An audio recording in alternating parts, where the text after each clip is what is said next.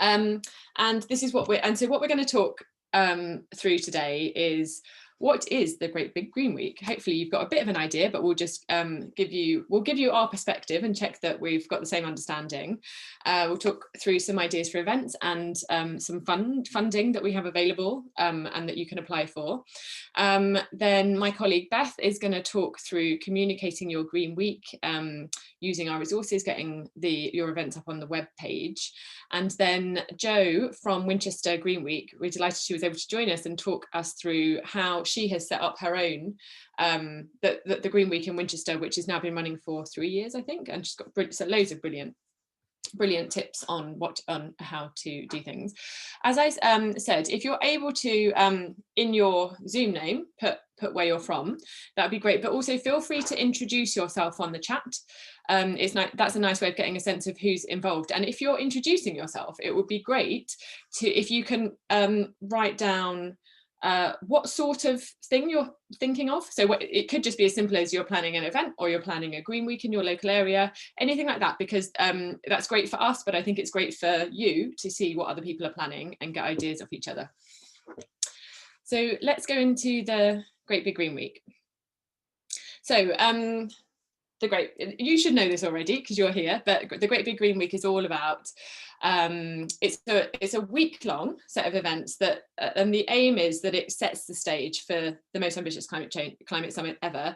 You will probably know that there's that COP is happening in November, and COP is the big climate summit that the UK is hosting in Glasgow for the first time, and it's actually the biggest summit that the UK has ever hosted.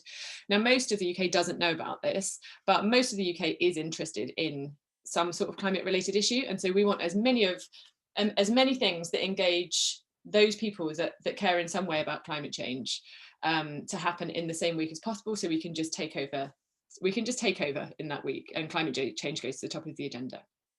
Can we go to the next slide, please? So how it works is that there'll be local Green Weeks that are happening, and there'll be individual events that are happening during the Great Big Green Week. So so people like you might want to organise a Green Week yourself, which means kind of several events, or up to 50 or 60 or even 100 events potentially, if there's lots of interest. Those events, as I said, will engage anyone who's interested in climate change, but they will also engage local politicians and as I said, really take over local media, national media. So what you can do if you want to be involved is you can register your event online, or your local festival or Green Week. You can look for events that are already happening. There's a postcode lookup, or you can just zoom in on the map, and my colleague's going to talk through that later on. And also, if you're organising a local Green Week, you can once you've added your Green Week to the website, any events that are associated with that can be tagged as part of that Green Week, and then you can embed those events on your website if you want to. So you can essentially have an events listing on your website, which saves you developing complicated technology on your website. So hopefully that's a helpful asset. In terms of ideas, I'm sure you've got loads of ideas already, and this is why I'm hoping to see some of what you're planning in the chat. But the ideas that the events that happen at a local level can be anything from a concert, if you want to go really big. It could be murals, it could be puppet making, but it could also be things like litter picks, or planting wildflower seeds around the trees on your street. It could be lobbying your MP or council. It could be garden open days, cooking, allotment tours, getting your local cafe to put on vegetarian or vegan meals. It could be church, synagogue, mosque, climate services. There could be demonstrations, so people who own an electric vehicle just kind of say that they're going to be by their car for an hour and tell everyone how it is and how you find the charging points and all of those things that people wonder about if you don't have an electric car. Or is somebody who's done a lot of work on making your home more energy efficient. could have an open home for a day and just have people come, and you can answer questions about how complicated it is, and or how complicated it isn't, and how you got around barriers and what you'd recommend other people do. That's the sort of thing that a lot of people are really interested in, and could really help people take those next steps. There could be clothes swaps, there could be toy swaps, book swaps, anything that's basically linked to reducing our impact on the environment. And I'm sure you'll have loads of those other ideas, but the key thing here is that if you're already planning something, it's fine that that's part of the Great Big Green Week, and hopefully through it being part of the Great Big Green Week you can attract more people. And that actually that's really key, because the way that you're going to get new groups involved and make links with them, but also new types of individuals involved, is by encouraging people to kind of do things that they're doing already and just kind of bringing them into the fold, rather than encouraging them to take a really big step. So the next slide, please. And as I said, so funding is available. We know that organising, particularly a local Green Week, is a big job, and that we have something like 5.5 months now, which it's quite a lot of time, but there's a lot to do, and that we don't want looking for funding to slow you down. So we have a funding pot for people. It is mostly focused on local Green Weeks and festivals, but if there are any really exciting events that you have planned that could really engage new people in your area, could really have political impact, could really just get people's attention, then we have funding for that too. So we hope that we've made the funding application process as simple as possible. So do have a look. There's a link there on the slide, and you basically can just go to that and fill in the form, but do get in touch if you've got any questions. We will start looking at applications from April the 26th, but that's not when the funding closes. We wanted to start looking then, because we know that some people who know what they're doing will want the funding quickly, but we will continue looking at funding probably, and it will be aiming to have allocated it all by around June, so that people have funding with enough time. And obviously, the sooner you apply, the more chance you are to get everything you ask for, because we have a limited amount of money to spread out. So I think that's my oh yeah, so the important milestones as you're planning is that we're expecting you to be right now thinking about what you're doing. Check out the website, and there's lots of guides on what sorts of events you could do, but also how to organise a Great Big Green Week, how to promote it. Start planning it out. You could start getting in touch with other organisers. In June and July, we're going to be kind of doing a bit of a comms blast across the UK. So and actually we'd recommend that that's when you really start promoting it in your local area. So if you are doing a Green Week or you're doing your event, you want to be trying to have everything arranged by then, at least in a promotable format. And on the central map, as well as your local promotion ready for that. And then we expect kind of through July and August that there'll be a big push to engage local citizens and just get them along, make sure that they're aware of what's happening. And of course, September, the 18th to the 26th, is the Great Big Green Week itself. And that's when we hope that there'll be things happening everywhere to do with climate change. And then obviously November is when COP26, the big climate summit, is. So that's when we'll be holding politicians accountable to their promises.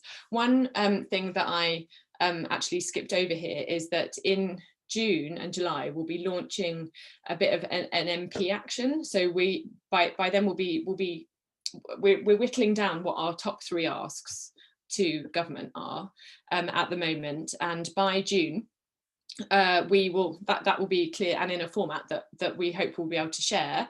And so we'll be asking people to start sending that to MPs and essentially laying down a bit of a challenge in a constructive way, but basically saying these are the things that we feel the government absolutely needs to do before it hosts the climate summit this year, and we want to see progress by September, by the time of the Great Big Green Week. So it's essentially, it's a bit of a challenge, but it's also an invitation to meet you in September and essentially report back on what they've been doing.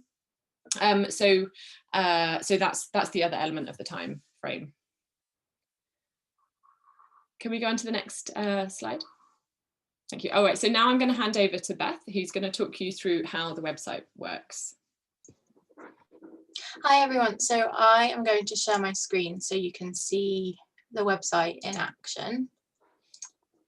So hopefully now you can see our homepage.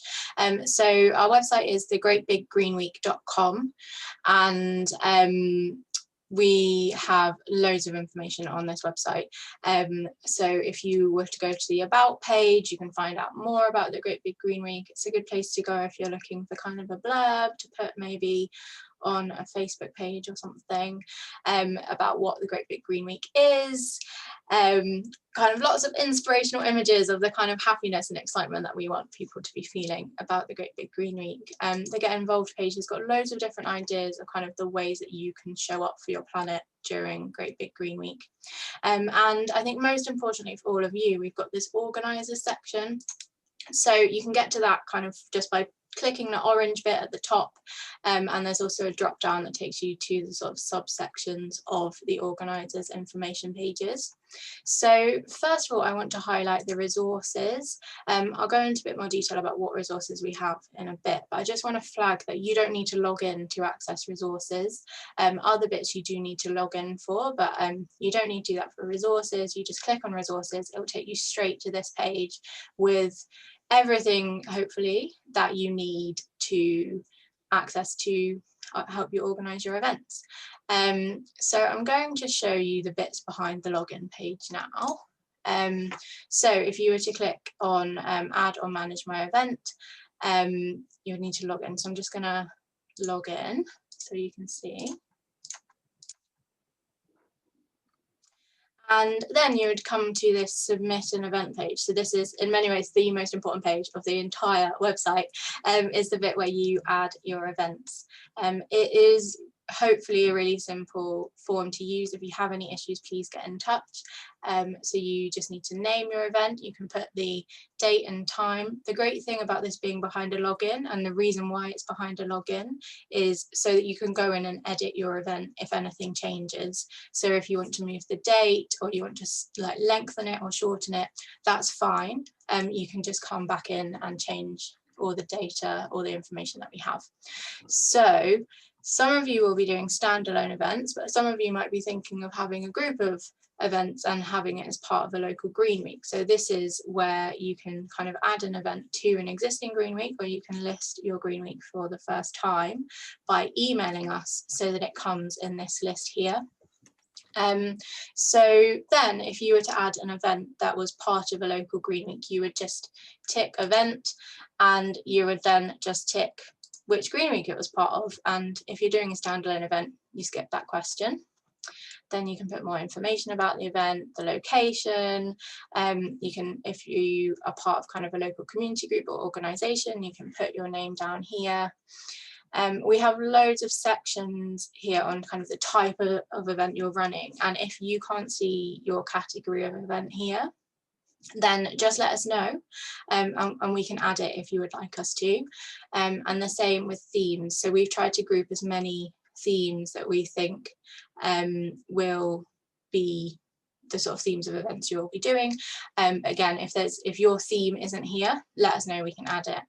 And then you would just need to submit your event. We're manually approving all events because we want to make sure there's no spam events, nothing that's kind of advertising, you know, we don't want shell advertising on our map, and also just to make sure there's nothing that's sort of an anti-climate event as well. So there will be a bit of a delay between you submitting your event and it displaying on the map. And so the other section to let you know about that is behind this login is the forum. So as you can see here, this user doesn't have access to the forum because we want to sort of just again make sure that we're really making sure that no one is accessing the forum who kind of has ulterior motives or wants to use it to just try and sell stuff. We want it to be a really collaborative space. So to access the forum, you just need to request access. Just tell us a little bit about what you want to do during Green Week.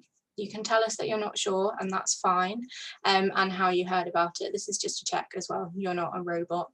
And you just agree to our guidelines, terms and conditions, and then you'll be able to access the forum, which is where hopefully you'll be able to connect with other organisers, and you will also be able to ask questions, troubleshoot. I see some people in the chat have already kind of made local connections, which is great, and you'll be able to do that on the forum as well. And so once you've added your event and it comes and it's approved, it will show up on our map here. So as you can see, we've got a few events, and in Enfield, like that's one where we've got the Enfield Climate Festival, and then there's events that will be added under that, and hopefully very soon we won't even be able to see the United Kingdom here because it will just be full of pins of all of your events here, and people will be able to search by postcode, or they can already search by postcode for events happening near them. They can also, and I'm sure many of you have already done this, you can sign up to hear about events in your area, and then you get a weekly email with all of the new events that have been added within the radius of the postcode that you have put in, and the radius you've selected. So that's the website. Next, I'm just going to stop sharing so we can go back on the slides, and I will show you what the full list of resources and some resources we've got coming soon. Beth, just before you do that, there was a question about can people view the forum without adding an event? So, oh, great question. Yeah, yes, you can. The website. Yeah, you can do that. So you can view the forum without adding an event, but you do need to just sign up. So you sign up to add an event, and then you can just go straight to sign up to join the forum, and you can do that, no problem. Great. And then there's actually another one before you go into resources about from Woodcraft Folk. If we are delivering an online event, would that still need a postcode to be seen, or could it be a national event? That is also a great question. So this is something, and like we're constantly in development on our website, so I think it's something we can look into how people hear about that. But you can select online as a location, that is a safe location, so people can kind of search by online events and find them. But I think that's something that we should put to our developer to see whether kind of all online events could be kind of included in that sort of alert email each week. I think that's it in terms of the web ones, so I'll let you go on to resources now. Cool. So Jazz, if you just pop up that slide on resources.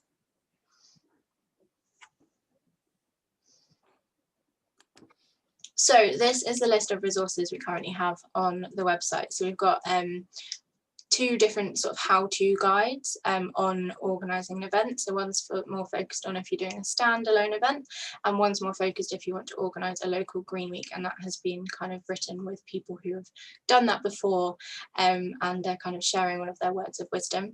We've also got how to get local media coverage, and how to engage your MP, how to get family and friends talking about climate change, because we know that's really important, and that is a resource that has been created by Climate Outreach, who do loads of work on communicating climate change.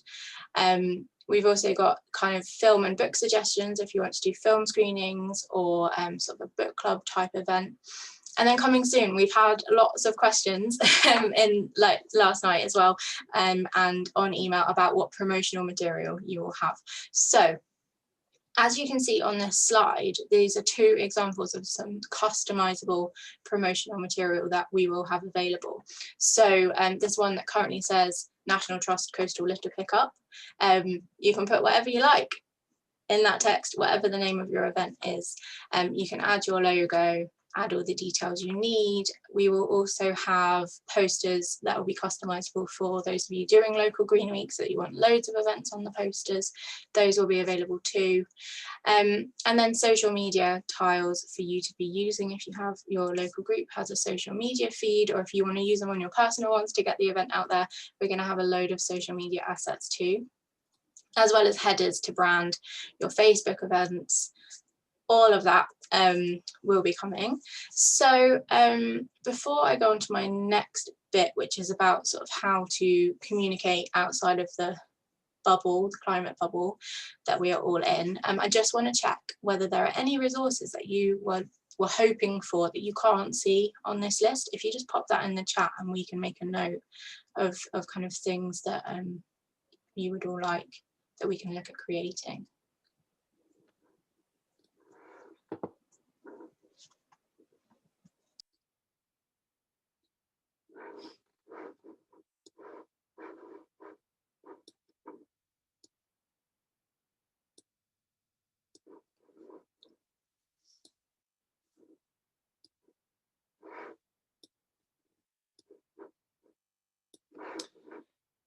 So while people, oh great, we're getting some suggestions.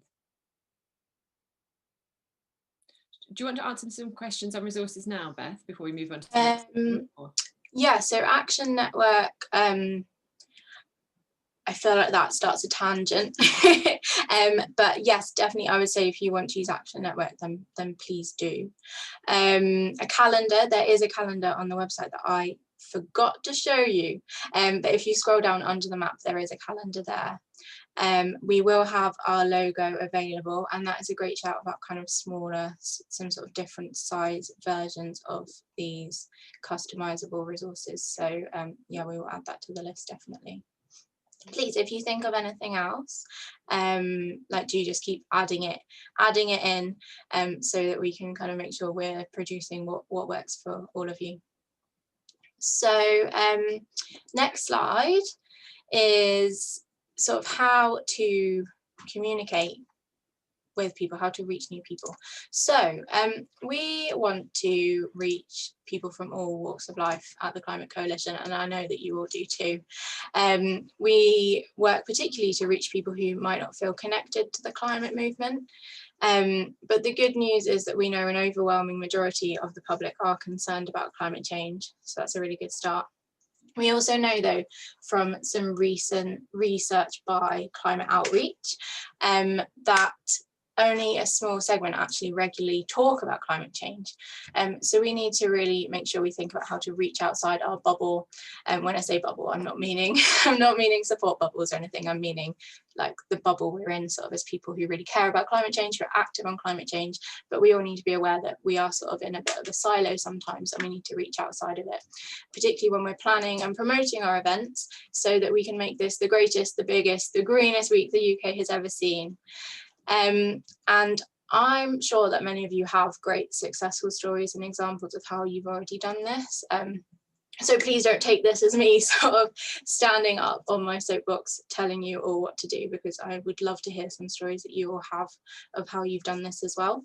But I just want to share some thoughts and some experience on sort of what we find works at the Climate Coalition. So first of all, I find it really helpful to think about a person in my life who's sort of outside of the bubble, who I'd really like to get involved with the campaign or with the event we're doing. So someone who cares about climate change but isn't part of the movement or a local environmental group. So I'm going to call her Rose. This is a real person. I'm just not going to use her real name. So she really loves gardening. She loves going for walks in the countryside. She feels really, really proud of where she lives.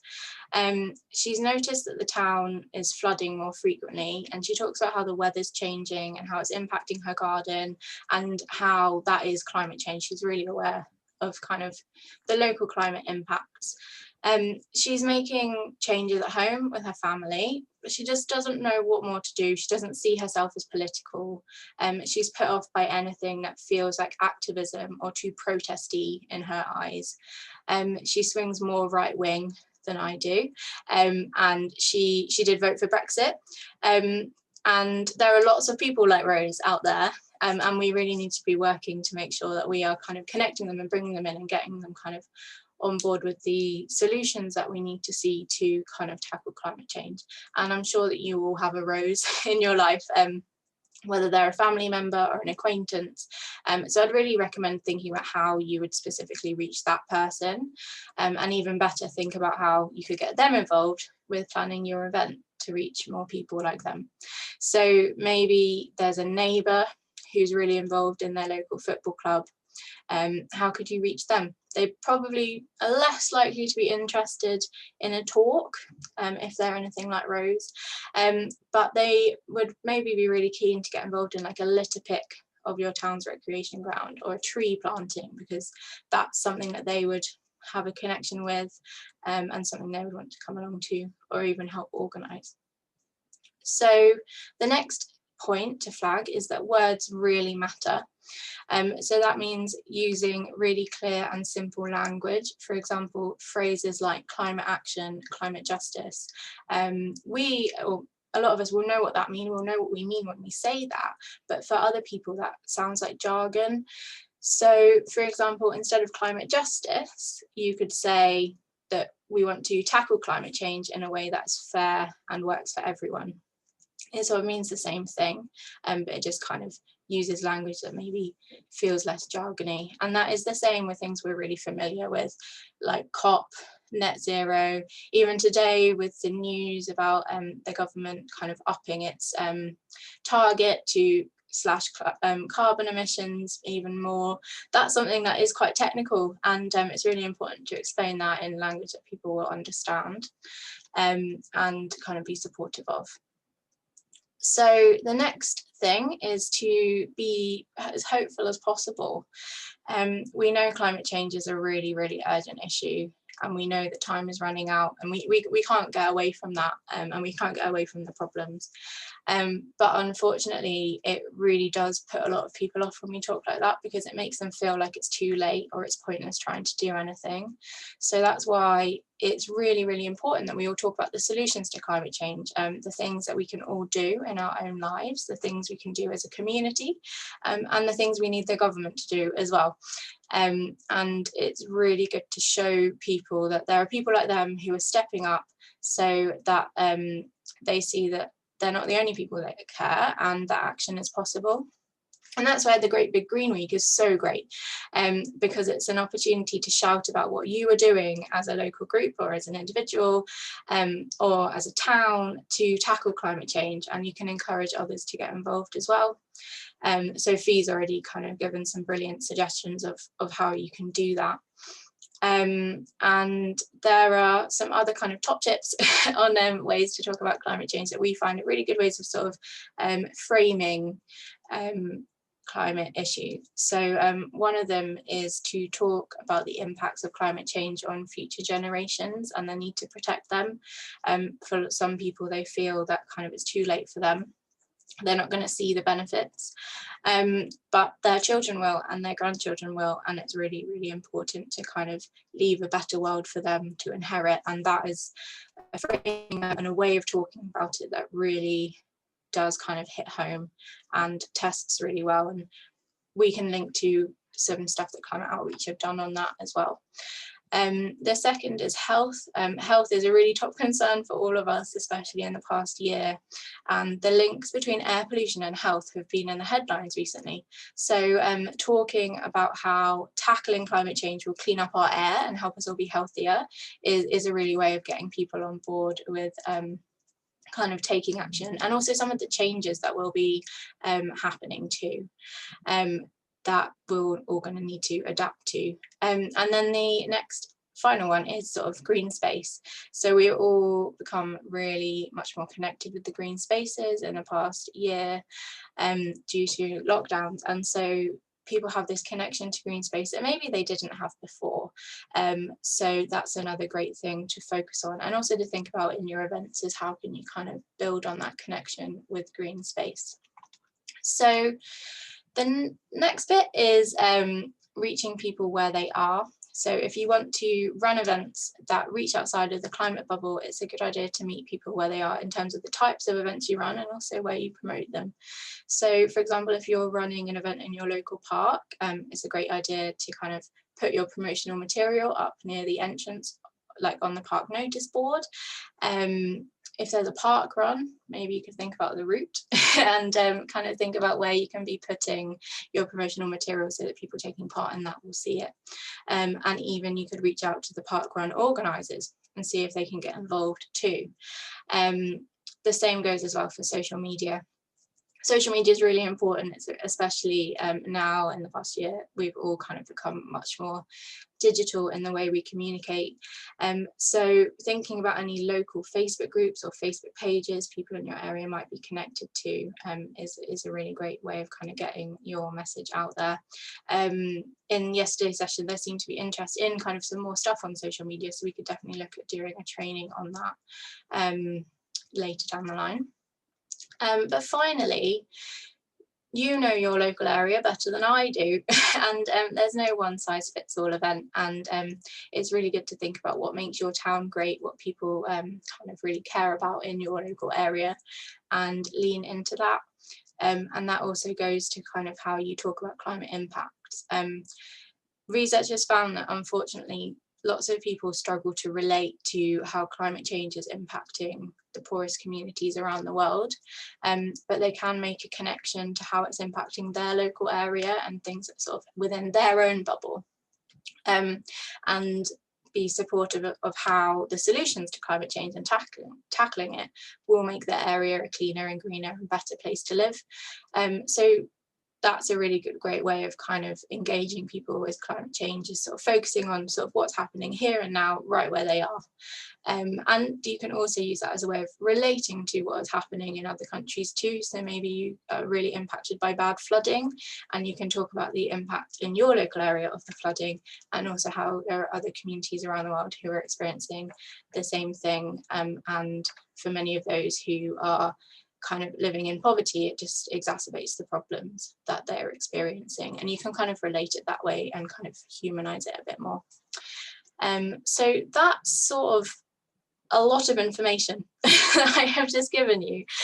So I am going to stop there and hand back to Fee, and if you've got any questions we can sort of go through them at the end. We're collecting up, thanks Beth. We're collecting up a few of the questions that have come through that we haven't directly answered. But I think if we hand over to Jo now to talk us through her brilliant story of how the Winchester Green Week came about. And then if you carry on adding questions into the chat, and as I said, we'll answer them or come back to them later on after Jo's talk. Over to you, Jo.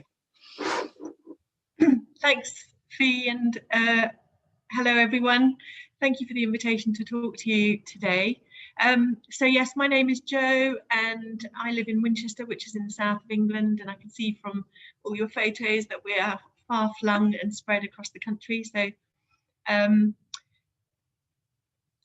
really excited at the thought that the kind of idea we've been working on for a few years in Winchester in developing a Green Week is now, we're going to slot into something much bigger through the big Green Week. And, you know, there's nothing like that sense of connection with the bigger movement to make us realise that change is possible and that we're all part of some transformation here, which is hopeful and positive. So I'm going to spend a few minutes telling you how we developed Winchester Green Week. We've done it 3 years now. Not because it's the right way to do it, but just because it might give you some thoughts and it might trigger your imagination and hopefully maybe spark some interest that you can take away and then develop creatively yourself. There's so much I could cover, and it might be that you have specific questions that result from what I've said or don't say that you want to come back at the end to me with, and that's absolutely fine, like more ideas of some of the events that actually were put on. So I grew up in Papua New Guinea and came to live in the UK when I was 14. I've always had therefore a kind of global perspective I worked for Christian Aid for a bit, and then I became a primary school teacher. And then I became a mother. And when I did, in order to fill my brain, not just with the whole thing about babies and nappies, I went on a training course about faith and climate change to give me something other to think about. And it was at that point in 2006-07 that I really got switched on to the significance of climate change and environmental issues, and felt like it was really important for us in this time to put our attention and focus to that, and that it had relevance to my faith and my family and the context within which I'm living. So from that point, I then got involved in Winchester Action on Climate Change as a volunteer, and took on roles for Churches Together in Winchester to do with championing climate justice. So alongside parenthood for a decade, I was doing voluntary stuff along that lines. And then in 2018, I really sensed that there was a shift in Winchester in terms of public receptivity to and engagement in environmental questions.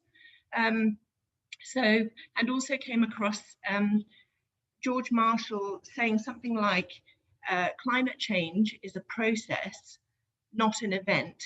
So it requires that we recognize moments of proximity that can demand attention.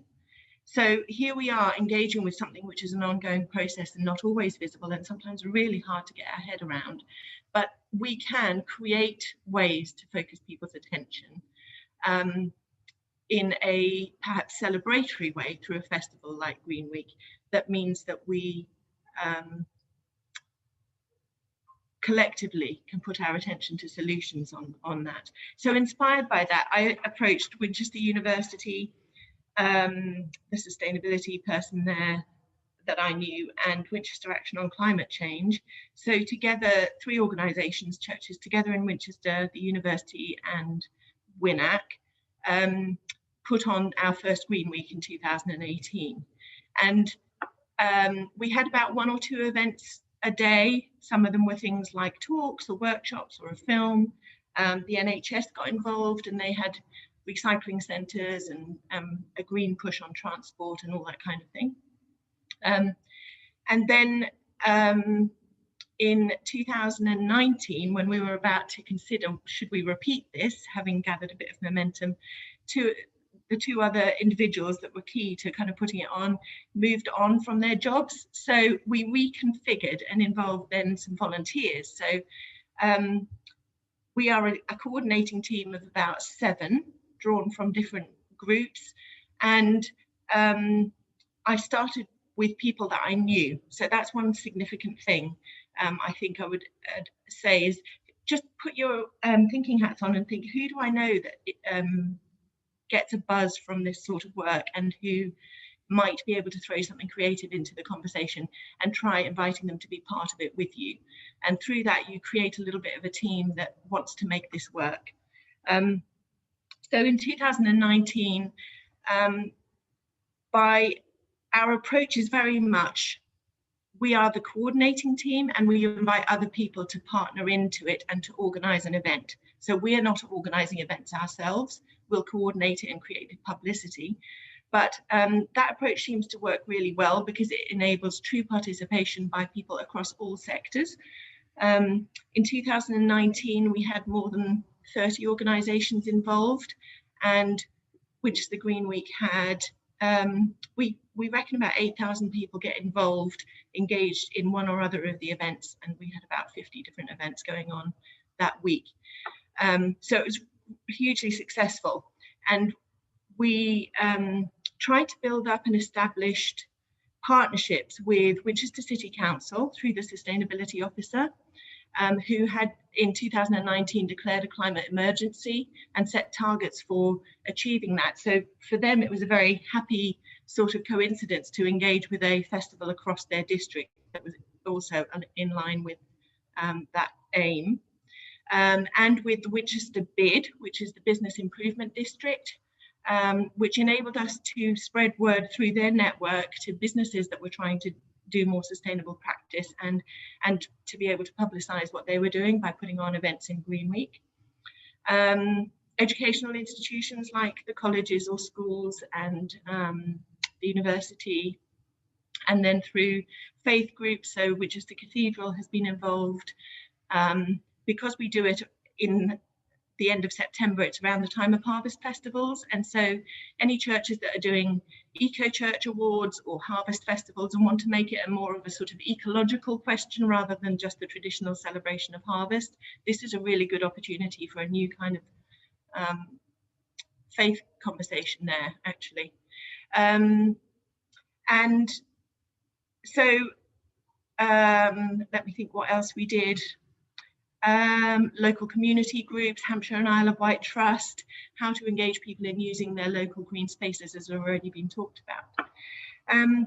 So we were really excited about that. And then came last year, which of course has been such a challenge, and we nearly didn't bother because we just thought previously this is about people coming to things and being together, and how on earth is that going to work?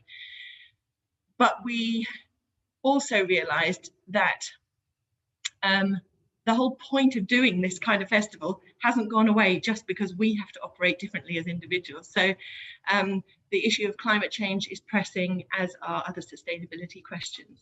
So we had to find a new way of doing it, and we decided that we would do the same model, which was to invite other organisations to consider how they might like to engage with people and put on a virtual event.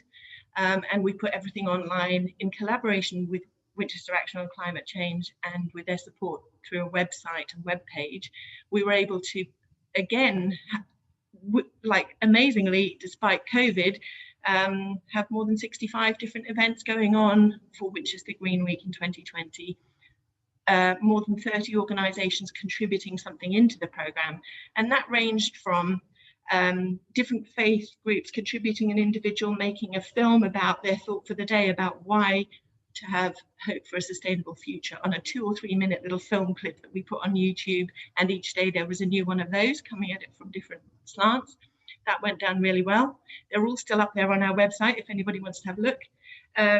To local shops that wanted to promote their zero waste products that were available if they ordered online, or workshops, films, all sorts of things.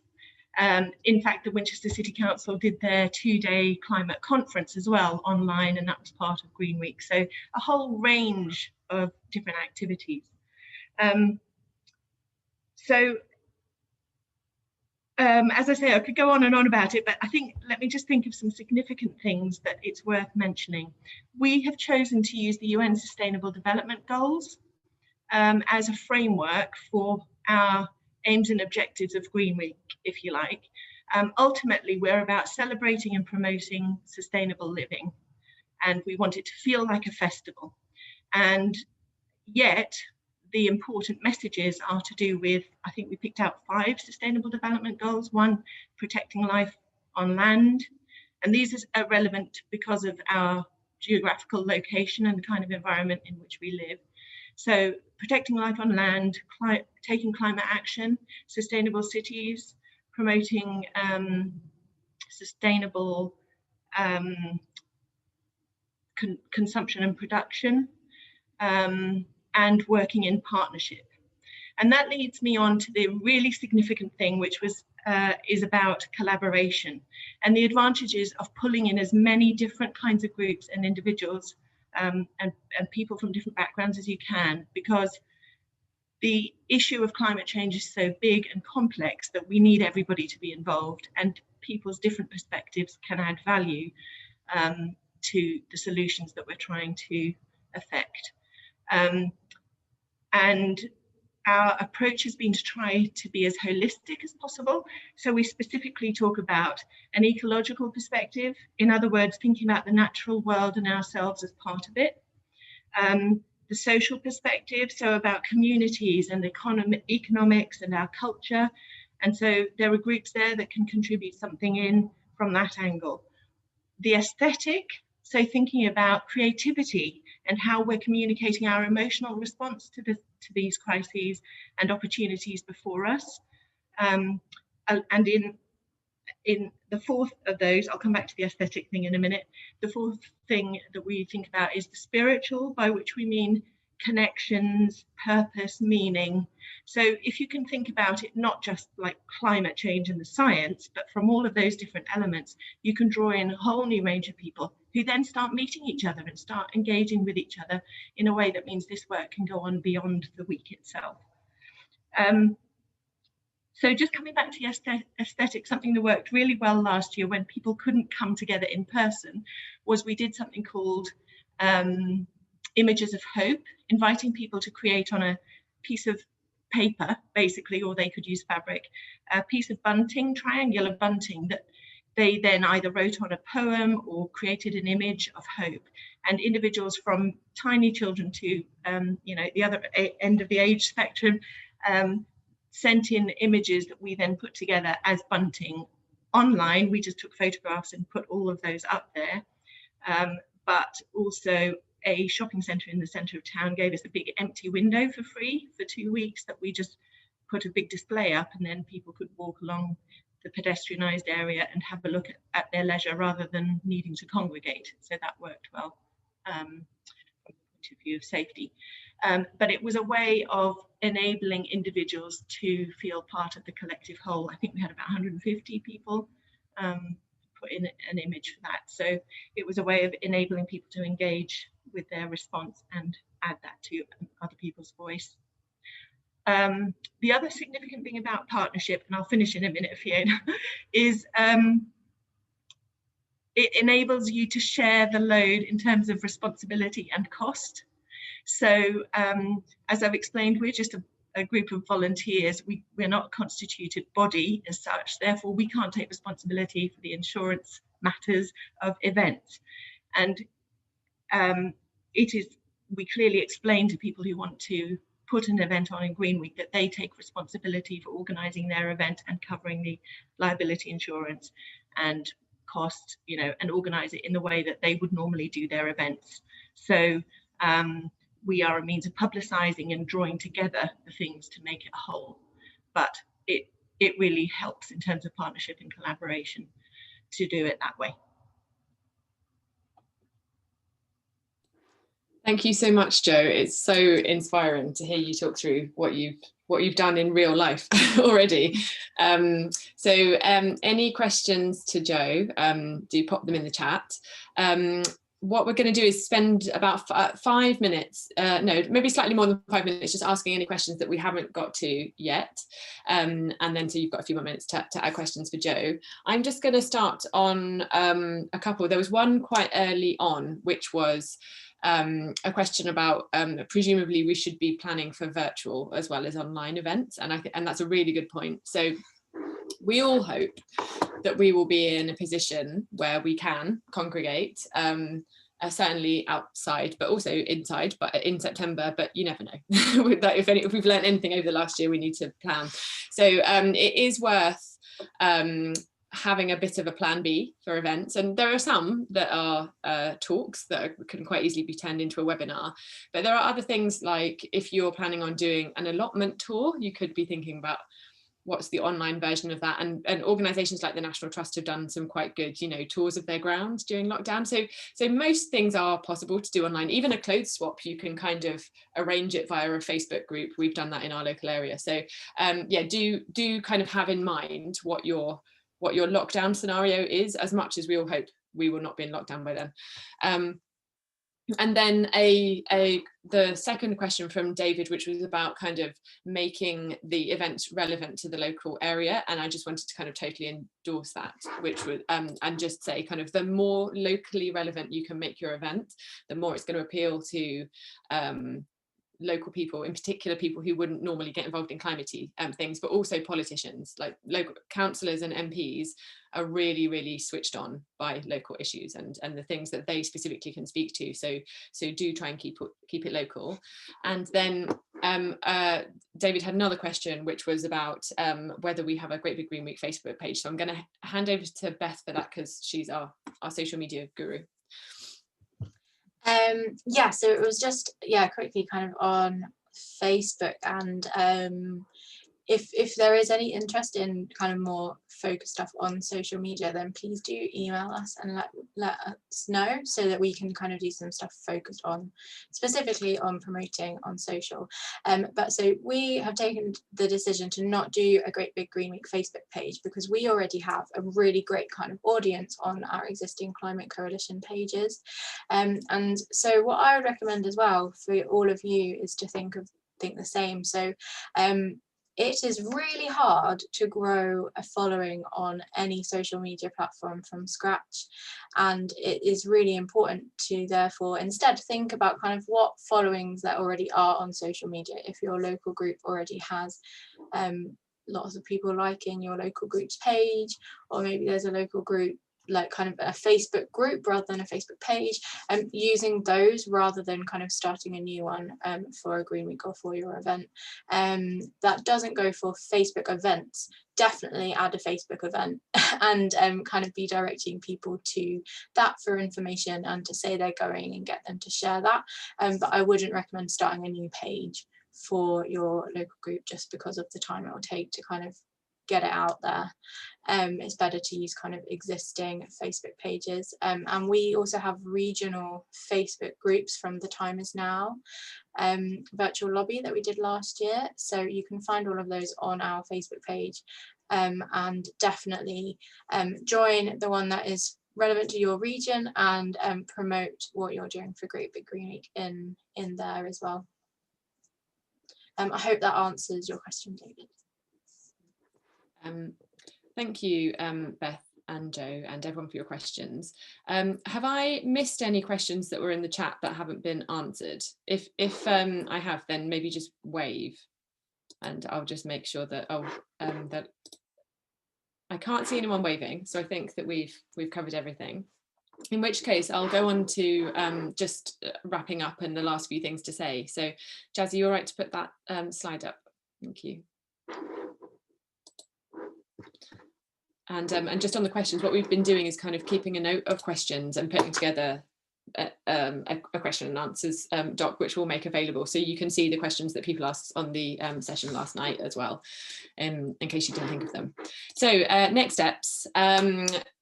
You have taken the brilliant step of getting involved, coming along to this session, which makes us so happy.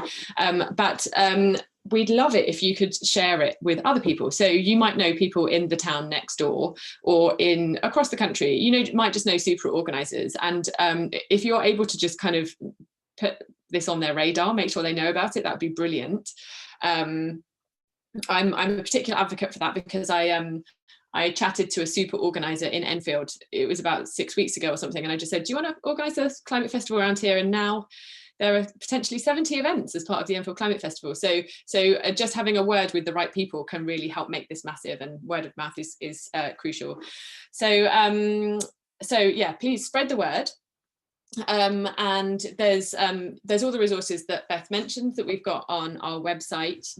This training will be recorded and we'll share the slides, so you can share that with other people that might want to get involved. And then of course, kind of, I imagine a lot of you are already doing this, and some of you said you're doing this in the chat, but do be getting in touch with other partners locally. Don't feel like you've got to do this on your own. You spread the load, and you can make it more impactful by working with partners. There is other support. So tomorrow and Thursday we're going to have some other sessions which will go into a bit more detail about organising your own Green Week, and that's led by another amazing local group, which is Sustainable St Albans, who have also been running a local festival for a few years. So that's if you really want to get under the bonnet of what it means to organise a Green Week, then do come along to those. They're linked to on our website on the training page, and there will be others later on in the year about how to talk to MPs. We are likely to organise more in-depth sessions on engaging new audiences, so a bit more of what Beth was talking about, and a bit more of the do's and don'ts. So just keep an eye on our training page, but also if you're signed up, we will let you know about these opportunities. And then we've also got some email support. So Sustainable St Albans have offered to provide advice to anyone who wants more detail on organising a Green Week. So their email is there, is the first one on the slide. So gbgwadvice@sustainablestalbans.com. They're happy to help and happy to chat to you if needs be. If you want to just support on organising an event rather than a Green Week itself, another one of our partners, Hope for the Future, who do brilliant events and are great at engaging MPs as well, are happy to help. So you can email them at greenweekevents@hftf.org.uk, Hope for the Future. And then if you've just got any general inquiries or general question about funding or anything else like that, then you can get in touch with us directly. So that's contact@greatbiggreenweek.com. And then of course, kind of as soon as you've got a bit of an idea about what your event or Green Week is going to look like, even if you've really just got a name, put it on our web, put it on the events map and the events listing, because then it means that anyone who comes to the website can see that there's something going on. So people will be searching in their local area, and the sooner that they can see something's happening, the better. And if it's a half form plan, then you're likely to get some people to help you make it happen. So that's great.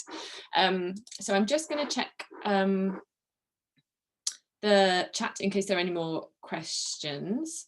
And there's one more question from David. The